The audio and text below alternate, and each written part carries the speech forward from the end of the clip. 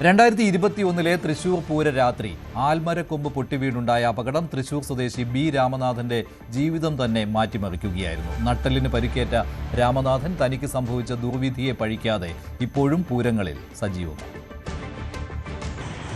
ഒരു ദുരന്തത്തിന്റെ പശ്ചാത്തലത്തിലാണ് ഇന്ന് തൃശൂർ പൂരം നടക്കുന്നത്.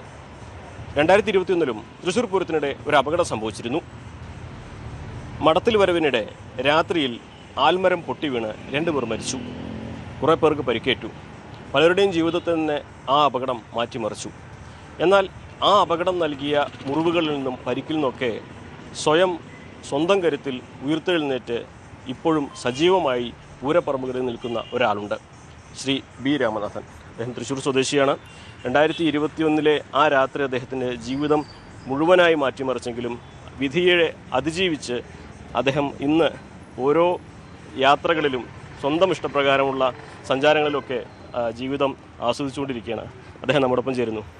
സത്യം പറഞ്ഞാൽ ഒരു അപകടം ആരെയും തളർത്തിക്കളയുന്ന ഒരു അപകടമാണ് സംഭവിച്ചത്. അങ്ങയുടെ ചലനശേഷിയെ വരെ അത് കൊണ്ടുപോയി. പക്ഷെ ഇപ്പോഴും അങ്ങ് സജീവമായിട്ട് എല്ലാ ഇഷ്ടങ്ങളിലൂടെയും സഞ്ചരിക്കുകയാണ് അല്ലേ? അതെ, തീർച്ചയായിട്ടും. എസ്പെഷ്യലി പൂരം എന്ന് മാത്രമല്ല, യാത്രകൾക്കും എല്ലാത്തിനും ഞാൻ പോയിക്കൊണ്ടിരിക്കുന്നുണ്ട്. കാരണം കിടന്നിട്ട് യാതൊരു കാര്യമില്ല. അത് കടന്നു പോയാൽ നമ്മൾ അങ്ങനെ കടന്നു പോകും. അതുകൊണ്ട് ഞാൻ ജോലിയും ചെയ്യുന്നുണ്ട്. അത്യാവശ്യം എല്ലാ സ്ഥലത്തേക്കും എത്തിപ്പെടാനും എനിക്ക് പറ്റുന്നുണ്ട്. അതാണ് എൻ്റെ ഏറ്റവും വലിയ ഭാഗ്യം. അതുകൊണ്ടാണ് എനിക്ക് ഇത്ര പ്രസരിപ്പോടെ ഇരിക്കാൻ പറ്റുന്നത്. അല്ലെങ്കിൽ ഇപ്പോൾ വലിയ ബുദ്ധിമുട്ടായ തീർച്ചയായിട്ടും പോയത്. അതിന് ചിലവുണ്ട്. നല്ലോണം ചിലവാക്കിയിട്ടാണ് നമ്മൾ ചെയ്യുന്നത്. കാരണം ഫിസിയോതെറാപ്പി ഡെയിലി 600 രൂപയോളം വരും. അത് ആഴ്ചയിൽ 4 മിനിമം ചെയ്യണം.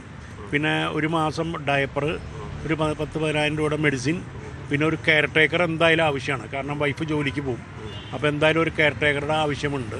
അപ്പോൾ എല്ലാം അടക്കം ഒരു 45 രൂപയോളം നമുക്കൊരു മാസം ഉണ്ടെങ്കിൽ മാത്രമേ നമുക്കിത് പിടിച്ച് മുന്നോട്ട് പോകാൻ പറ്റുള്ളൂ.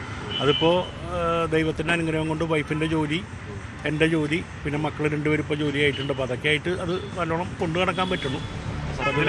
ഈ ഇങ്ങനെ നമുക്ക് ഇഷ്ടപ്പെട്ട ഉത്സവ പറമ്പുകളിലും അമ്പലങ്ങളിലൊക്കെ വരുമ്പോൾ ഇങ്ങനൊരു ദുരന്തം സംഭവിച്ചതിനെ മറികടക്കാൻ ഒരു ഊർജ്ജം കിട്ടുന്നുണ്ടല്ലേ? തീർച്ചയായിട്ടും.